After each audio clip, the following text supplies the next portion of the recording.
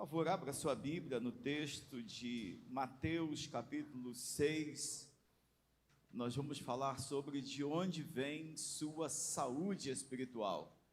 Amados, vamos começar a conversar sobre aquilo que alimenta, aquilo que sustenta, aquilo que ampara a nossa vida espiritual. A vida, ela é espiritual. Eu sou tricotomista, acredito no corpo, alma e espírito. O corpo é isso aqui que você vai beliscar e vai sentir dor, que eventualmente você sente aí uma dor de dente, você dá uma topada, você machuca o seu pé. O corpo é a matéria, mas a alma e o espírito, principalmente a alma, ela volta para o Senhor. O espírito é aquilo que Deus soprou em nós, de maneira muito objetiva, de maneira bem direta. Não estamos aqui numa aula e nem é um momento de apresentação de uma teologia sistemática acerca da nossa estrutura, mas é só para que você tenha uma ideia. E o que nos move, o que nos faz pensar, sentir, andar, viver, é exatamente o nosso espírito. E independente da perspectiva religiosa ou não, todos nós temos uma necessidade de uma relação com o transcendente, com o espiritual. Por menos que a pessoa seja religiosa, em algum momento ela tem uma tendência espiritual, ou como alguns gostam de dizer, espiritualista, de buscar a evolução espiritual. Nós que conhecemos a Jesus, que tivemos um dia uma experiência com Deus, ou mesmo aqueles que ainda não tiveram esta experiência, mas de forma direta ou indireta foram alcançados, ou são alvo da oração de alguém, sabem que é necessário haver uma busca espiritual, sentem uma necessidade, sentem um vazio. E esse vazio, esta necessidade são supridos à medida em que nós nos relacionamos com o transcendente, com o sagrado, com aquilo que entendemos que pode, do ponto de vista espiritual, nos alimentar, nos fortalecer. Por isso que eu trago esta pergunta: de onde vem sua saúde espiritual? Do que você se alimenta para se manter espiritualmente no caminho? É bem verdade que a nossa personalidade, nossas características de comportamento são definidas por uma série de fatores, mas um dos principais é pela nossa busca espiritual, é pela vida espiritual que temos. Uma pessoa que tem hábitos, os seus hábitos, todos nós temos, os nossos hábitos são definidos exatamente por essa busca, é por essa relação com o sagrado, em que pese você eventualmente ter aí uma perspectiva político-partidária numa direção ou outra, em que pese você torcer por um time ou outro, em que pese você eventualmente frequentar ambientes de clube, frequentar ambientes dos mais variados, tudo que você faz tem como ponto de partida os seus princípios. E esses princípios são o que regem a sua vida espiritual. Consequentemente, a sua vida de raciocínio, a sua vida lógica, suas percepções e leituras de mundo. Nós somos seres espirituais, efetivamente espirituais. Todos nós sabemos que a matéria um dia finaliza, mas o corpo não vai, a alma não finaliza, a alma não termina. Todos nós sabemos que um dia a nossa matéria vai acabar, nós voltaremos ao pó voltaremos, porém o nosso espírito voltará para Deus que o deu, é o que diz o texto. Por isso eu quero perguntar a você nesta manhã: de onde vem a sua saúde espiritual? De onde vem? Do que vem? Há pessoas que fazem da sua referência para a saúde em todos os aspectos a busca por uma posição econômico-financeira melhor. Então a vida da pessoa gira em torno do quanto ganha, do onde mora, das coisas que possui, e ela se sente em paz, emocionalmente, psicologicamente em paz, cada vez que ela lembra o quanto ela tem no banco, os lotes que tem, o trabalho que tem, a posição econômica que ocupa, independente da formação acadêmica ou de qualquer outra coisa. E normalmente pessoas assim, elas têm a tendência de buscar mais, porque elas não ficam em paz com o que têm. elas são a exemplo do jovem rico, pessoas que nunca estão satisfeitas com o que têm e dificilmente teriam a facilidade de fazer o que Jesus sugeriu, pegar tudo que tem, dar aos pobres e depois segui-lo. Porque são pessoas que estão o tempo todo vivendo em função não do que possuem, mas por serem possuídas pelo que têm, elas vivem em função de acumular cada vez mais. Há pessoas que vivem em função da família. Elas se alimentam cada vez que elas veem os filhos bem, a família bem, e elas fazem de tudo para que a família se mantenha cada vez mais estável, equilibrada e relativamente bem. Quando um dos filhos sai de casa, a vida desmorona. Quando há um problema no casamento, a vida desmorona, porque o ponto de referência da vida daquela pessoa está ali na sua família. Mas independente de qual seja a sua referência, de onde vem a sua referência, independente do que alimente, do que sustente a sua vida espiritual, ou a sua vida de um modo geral, todos nós, de uma forma ou outra, buscamos a Deus para, no mínimo, fazer a manutenção daquilo que achamos que é importante. Então, de certa forma, quando a nossa referência não está em Deus, nós começamos a usar Deus para manter aquilo que é uma referência. E aí, então, a religião ou a religiosidade ganha espaço na vida de muita gente. Porque as pessoas passam a se relacionar com Deus não por quem Ele é, não pela sua obra salvadora, não pela mudança e transformação do seu coração e do seu caráter, mas para manter a família. Então eu vou à igreja, eu busco a Deus, eu oro porque eu preciso manter a minha família. Eu vou a Deus, eu vou à igreja, eu oro, eu jejuo, eu faço campanha, eu dou ofertas, eu contribuo com a igreja, porque eu tenho um negócio lá fora, e se eu deixar de ser dizimista, e se eu deixar de contribuir com a igreja, o devorador vai tomar conta. Então eu não posso deixar de ir à igreja, eu não posso deixar de orar. Perceba bem, nós não podemos deixar de ir à igreja, não podemos deixar de orar, mas essa não deve ser a motivação. O medo de perder algo. Há pessoas que se relacionam com Deus pelo medo que tem de ir para o inferno, o que também não deve ser algo saudável. Não pode ser uma referência o meu medo do inferno. Eu tenho medo de ir para o inferno, por isso eu frequento a igreja, por isso eu leio a Bíblia, por isso eu oro. Não, o meu medo de ir para o inferno não pode ser o fator motivador para eu buscar a Deus. É porque eu busco a Deus, é porque eu vivo em comunhão com o Senhor, é porque eu sei que eu não vou perder a salvação, porque quem me salvou não me joga fora, não me lançará fora, é que eu me relaciono com Deus. E o não ir para o inferno torna-se uma consequência e não a causa motivadora da minha vida espiritual.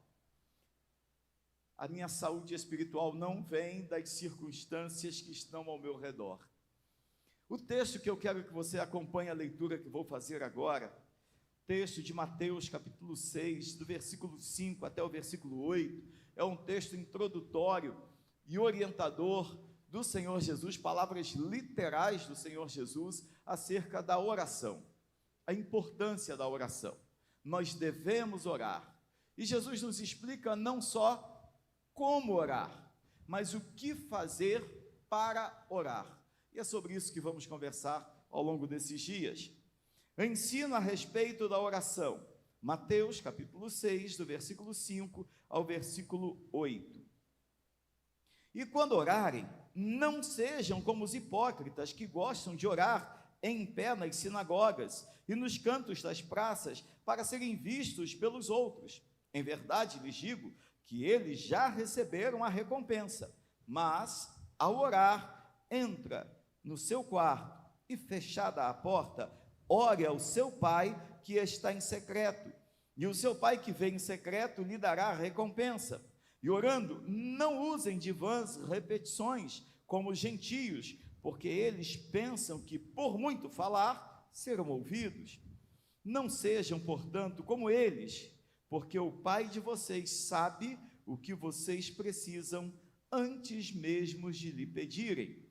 Nós hoje, pela manhã, ficaremos só com o versículo 5, que diz assim: e quando orarem, não sejam como os hipócritas que gostam de orar em pé nas sinagogas e nos cantos das praças para serem vistos pelos outros. Em verdade lhes digo que eles já receberam a sua recompensa. Tudo que acabei de falar agora como aspecto introdutório é a referência desse texto. Quando o Senhor Jesus diz, olha, não façam como os hipócritas que vivem orando em posições estratégicas, querem chamar a atenção dos outros, querem mostrar uma pseudo-espiritualidade, lembram da espiritualidade performática, querem ter uma performance espiritual para que todos vejam o quanto eles são, entre aspas, espirituais. Não sejam como eles, mas pelo contrário, tenham um momento de intimidade, de comunhão comigo. Tudo isso é base do tema da nossa reflexão. De onde vem a sua saúde espiritual? Porque se a sua saúde espiritual vem das coisas que você tem e das coisas que você quer manter, você o tempo todo terá uma relação com Deus que será muito mais para projetar o seu grau de espiritualidade e sustentar um status quo, seja ele econômico, financeiro, seja ele espiritual, do que necessariamente momentos de comunhão. E fica fácil entender porque tanta gente não é transformada. Porque o que Jesus chama a atenção aqui é para a intimidade. Já posso responder a esta pergunta: de onde vem a sua saúde espiritual? A nossa saúde espiritual, quando ela de fato é saudável, quando ela é de fato poderosa, ela vem da nossa intimidade com Deus. O que as pessoas percebem desta saúde espiritual é a transformação do nosso caráter e da nossa alma, porque a intimidade com Deus, a comunhão com Deus, ela nos transforma de dentro para fora. Lembram do que disse alguns domingos atrás, quando falei que acredito num poder sobrenatural que cura câncer, mas cura a língua também? Então é disso que Jesus está falando. Quando Jesus fala, e quando orarem não sejam como os hipócritas, Jesus tem em mente um grupo de pessoas que eram religiosas, que eram conhecedores da lei, que eram conhecedores de uma série de coisas, mas não tinham experiências com o poder transformador de Deus. E por isso, por não ter essa experiência, por não conhecer Deus, eles queriam passar a ideia de que eram espirituais, porque não havia transformação no coração. Toda pessoa que não foi de fato transformada por dentro, quer dar sinais o tempo todo por fora, de que foi transformada, de que foi alcançada. Ela acha que falar línguas é o diferencial. Ela acha que rodar e se intitular profeta é o diferencial. Ela acha que estar num ambiente religioso em que todos têm comportamentos dos mais variados e as oscilações mais esquizofrênicas é o diferencial. Ela acha que estar liderando uma igreja e ter um cargo é o diferencial. Mas não há transformação por dentro. Deixa eu chamar a sua atenção e a minha atenção mais uma vez para um fato que é determinante. Os carismas nem sempre acompanham o caráter. O que é carisma? A palavra carisma tem a ver com manifestação sobrenatural. É aquela coisa de olhar para alguém e dizer que teve um dom, teve uma visão, e às vezes teve mesmo.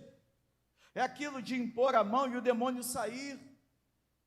É às vezes estar num altar falando, pregando com tanta autoridade e veemência que coisas sobrenaturais realmente acontecem.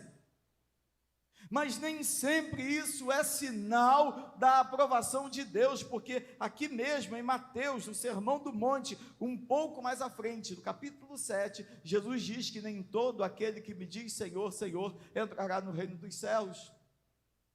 Nem todo aquele que pregou, nem todo aquele que expulsou demônios, nem todo aquele que falou profecias, nem todo aquele que falou línguas estranhas, nem todo aquele que os sinais acompanharam vai entrar no reino dos céus. Por quê? Porque eles fizeram disso um fim em si mesmo.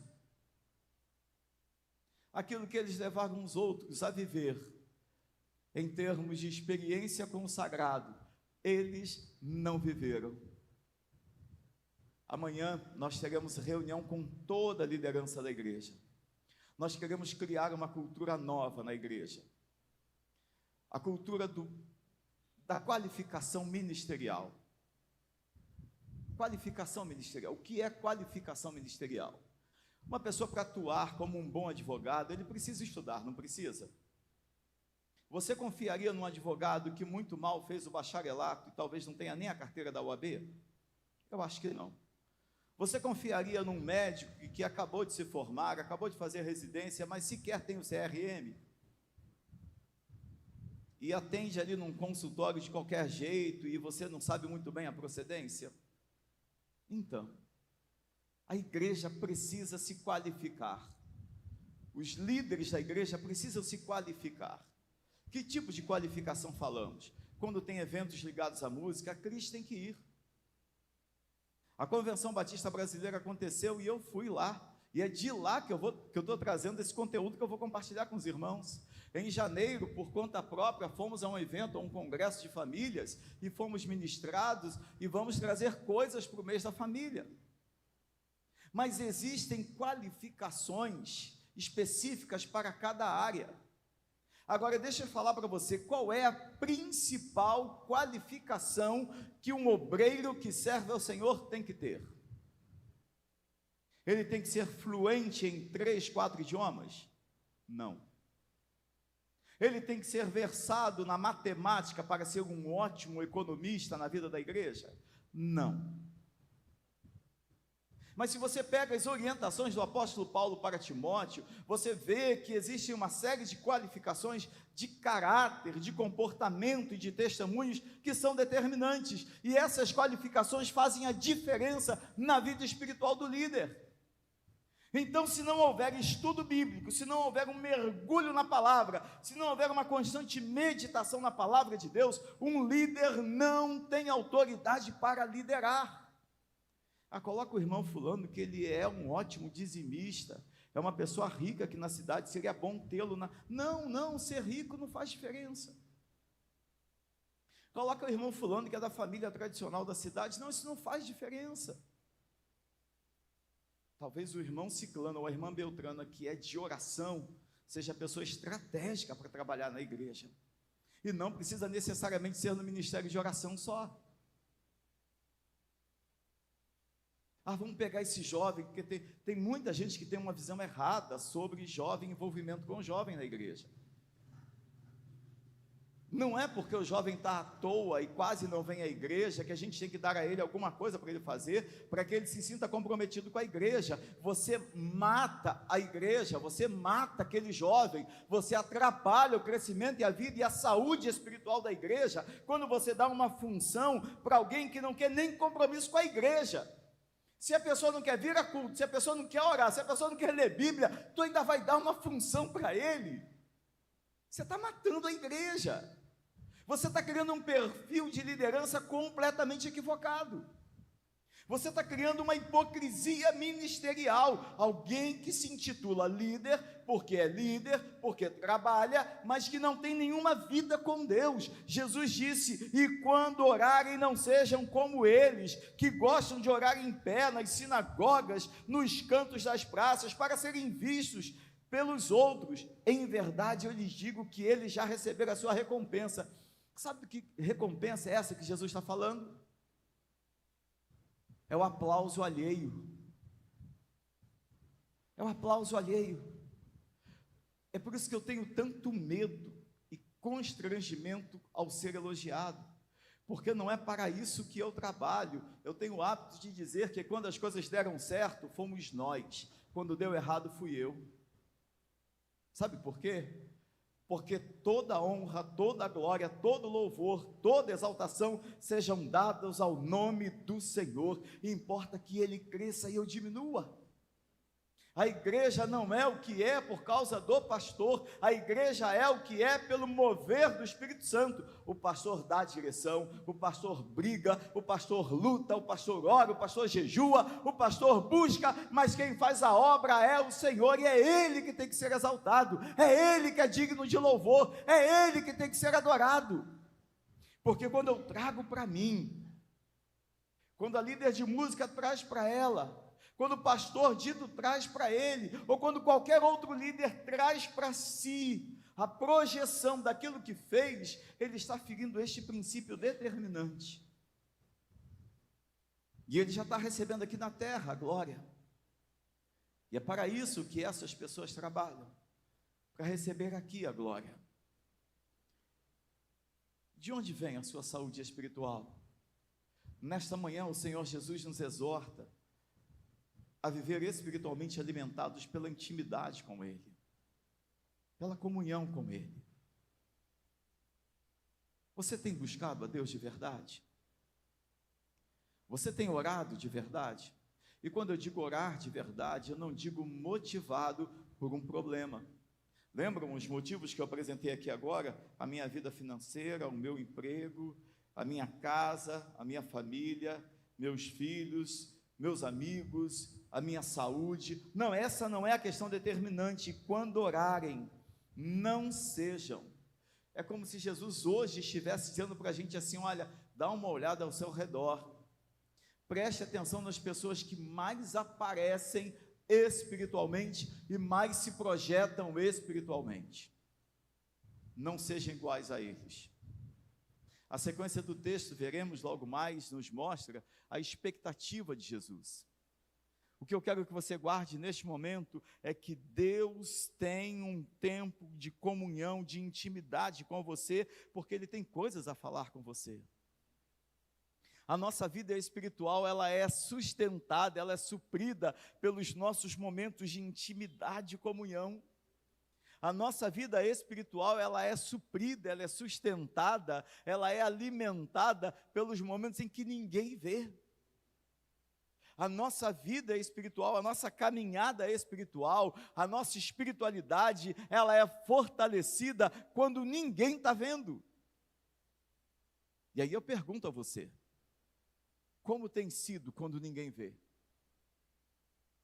Qual foi a última vez que você orou de joelhos? Foi domingo passado, quando nós estivemos aqui na igreja? Qual foi a última vez que você parou para pensar em um texto da palavra de Deus e permitiu que ele mexesse com o seu coração, com a sua mente? Porque é disso que vem a nossa espiritualidade, da reflexão na palavra de Deus, da meditação na palavra de Deus. O Salmo de número 1 diz que bem-aventurado é o varão que não anda segundo o conselho dos ímpios, não se detém no caminho dos pecadores e não se assenta na roda dos escarnecedores. Aí o versículo 2 diz: antes tem o seu prazer na lei do Senhor e na sua lei medita de dia e de noite. Olha só, como é que eu vou deixar de andar no caminho dos pecadores, na roda dos escarnecedores? Como é que eu vou conseguir me afastar dessas coisas? Só à medida em que eu medito na lei de Deus de dia e de noite. Porque se eu não meditar em coisas espirituais, eu não terei uma mudança de vida. Eu não terei vida espiritual, eu não estarei alimentado espiritualmente. Se eu não gastar tempo com a palavra de Deus, como é que a minha mente vai mudar?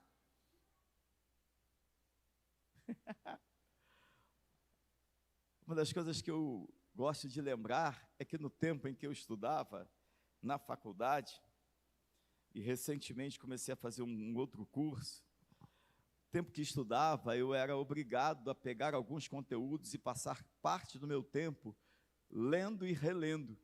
E naquela época eu não tinha a facilidade que eu tenho hoje. Então, estou fazendo um curso e eu tenho a facilidade de estar lá na academia, por exemplo, e o meu celular está lá no cantinho, e eu estou aqui fazendo exercício, eu estou na esteira, e eu estou ouvindo. Eu tenho a facilidade de estar em casa, mexendo lá em alguma coisa na cozinha e estar ouvindo. Eu tenho a facilidade de estar no carro e estar acompanhando o conteúdo. É um conteúdo que eu li? É. É um conteúdo que eu já pensei sobre ele? É. Mas eu estou meditando, eu estou aplicando, eu estou enfatizando. Quando o texto do Salmo de número 1, que acabei de citar agora, diz: antes tem o seu prazer, deixa eu dizer para você uma coisa, uma das respostas adequadas para essa pergunta, de onde vem a sua saúde espiritual, você poderia dizer, se for o seu caso, a minha saúde espiritual vem do meu prazer na lei de Deus. Você tem prazer na lei de Deus? Estava em casa agora, me arrumando, a irmã Raquel começou a dançar no mistério lá no poder, e eu estava ouvindo um conteúdo, e aí falei para a Raquel assim: Raquel, esse conteúdo, essa pessoa, ela tem me feito repensar a profundidade do amor de Deus. Por quê? Porque eu sei quem eu era antes de ser alcançado. Eu sei quem eu estou me tornando depois que eu fui alcançado. Eu sei da lama que eu saí, da podridão que eu estava. Eu sei o destino que eu teria se eu continuasse ali, se é que eu... Nossa Deus! Então, cada vez que eu ouço essa pessoa, cada vez que eu ouço os louvores, que amor é esse? Gente, eu fico, que amor é esse que me alcançou? Que amor é esse que me faz lembrar quem eu era, mas me traz uma alegria por quem eu sou? Você precisa meditar nas coisas espirituais, porque é daí que vem a nossa saúde espiritual. Se você não medita na palavra de Deus, se você não busca coisas espirituais, me desculpe a franqueza, mas talvez a sua vida religiosa seja só fachada, hipocrisia. Você vem à igreja, você carrega a Bíblia, você canta, você ora, mas nada do que acontece aqui tem poder de mudar a sua vida, porque quando a gente está em intimidade com Deus, quando a gente não é hipócrita, quando a gente não quer ficar mostrando espiritualidade, quando a gente não quer mostrar que é maior do que ninguém, sabe o que acontece? O Espírito de Deus nos leva a compreensões profundas sobre o que é o alimento e o sustento da vida espiritual. E deixa eu te dizer mais, você não precisa gritar, você não precisa sair por aí rodopiando, você não precisa sair por aí falando línguas estranhas, você não precisa sair por aí sendo mais espiritual do que ninguém. Você pode entrar na igreja mudo e sair calado. Muito mal aquele amém bem soverteriano. Amém? Amém. Pode ser, mas isso não define se você é cheio ou não do Espírito Santo. Há pessoas que pensam que são cheias do Espírito Santo porque dão aleluia e glória a Deus, e quem vem para a igreja, fica quietinho, presta atenção na palavra, é poderosamente alcançado pelo Espírito de Deus e é transformado, mas não disse um amém. A pessoa acha que aquele irmão é frio. Deixa eu te dizer, frieza não tem nada a ver com falar alto, com não falar, com amém ou com aleluia. Frieza tem a ver com a ausência de poder de Deus na própria vida, que não muda o caráter. Frieza tem a ver com entrar e sair da igreja, ano sai ano, entra ano, sai ano, e é a mesma pessoa, negocia do mesmo jeito, mente do mesmo jeito, trai do mesmo jeito, não paga contas do mesmo jeito. Isso é frieza. Aliás, o apóstolo Paulo afirma categoricamente que no final dos tempos, o amor de muitos se esfriaria. Sabe do que ele está falando? Da apostasia. Sabe o que é apostasia? Esfriamento. E sabe que esfriamento é esse? É a falta de poder desse amor de Deus na vida da própria pessoa, porque quando eu compreendo o amor de Deus por mim, eu me torno diferente com meu irmão. Quando eu compreendo o amor de Deus por mim, eu me torno gracioso. As pessoas mais ingratas, mais duras, mais resistentes, as pessoas mais insensíveis, mais sem misericórdia, são aquelas que mais pecaram, mas não sentiram o perdão de Deus. Jesus perguntou para um grupo numa determinada ocasião: quem muito amou, foi quem muito perdoou. Jesus afirmou isso. Tem horas que a gente precisa, para ter noção do que é o amor de Deus, sabe do que a gente precisa? Lembrar dos nossos pecados. De onde vem a sua saúde espiritual? Nesta manhã, Deus quer que você vá para casa, vá para a escola bíblica dominical. Você que nos acompanha agora, ao final deste culto, Deus quer que você comece a pensar de onde tem vindo a sua saúde espiritual. A sua saúde vem de religiosidade estereotipada, de projeção religiosa. Eu me sinto muito espiritual quando eu estou aqui na frente cantando, pregando. Eu me sinto espiritual quando eu trago a minha oferta. A nossa saúde espiritual, ela vem da comunhão e da intimidade com o Senhor. Deus está chamando você para mais perto. Deus está chamando você para mais perto. Aconteceu um negócio muito legal agora aqui comigo. Muito legal mesmo. Cadê o Carlos Eduardo, seu filho? Você que está tirando foto. Cadê seu filho? Está lá dentro? Isso. Eu cheguei ali no portão para cumprimentar os irmãos. Aí estava lá o Silvio, conversando com o menino, né, Silvio? Mexendo no cabelo do menino. Ele tem uns cachinhos dourados, lindo, lindo, lindo, Carlos Eduardo. Lindo, lindo. E a gente começou a conversar com ele. E eu sou apaixonado com criança, né? Não dá nem para perceber. E aí comecei a conversar e me abaixei, aí ficamos ali falando sobre cabelo. Aí eu falei para ele assim: rapaz, você sabe que eu tenho uma frustração, eu queria ter um cabelo igual o seu. E um cabelo assim, daqui a pouquinho vocês vão ver um lourinho, bonitinho que entrou aqui agora. Aí ele falou assim: mas se você tivesse cabelo que nem o meu, você ia ser calvo que nem eu. Aí levantou a cabeça assim, o cabelo mostrou que parece uma careca. Coitadinho, eu falei: mas eu já sou calvo, olha como é que eu sou. Ele falou assim: ah, mas minha mãe cuida do meu cabelo. E ele foi falando. Vi tanta pureza. E eu falei assim: cadê seu pai, cadê sua mãe? Onde é que você mora? Ele começou a me explicar. Eu falei: você tem que vir ao culto. Você tem que vir. Você vai gostar. Aí ele falou que gosta de futebol. Aí eu mostrei para ele o campo. Aí vim, a gente conversando, do nada o pirulito dele caiu no chão. Assim, né? Quem aqui já foi criança? Quem não foi criança, tire a primeira pedra. Todo mundo olhou para o pirulito e falei: ah, vamos lavar para a gente continuar. Quem está rindo é porque já fez isso, amém? A Eva está olhando ali, chegou a espremer a cara. Já fez muito isso, Eva, pelo jeito. Já caiu do chão. Eu era daquela regra dos 3 segundos que fala. Não deu tempo da bactéria comer ainda. Pegava e botava na boca direto. Ou assoprava só. E continuava.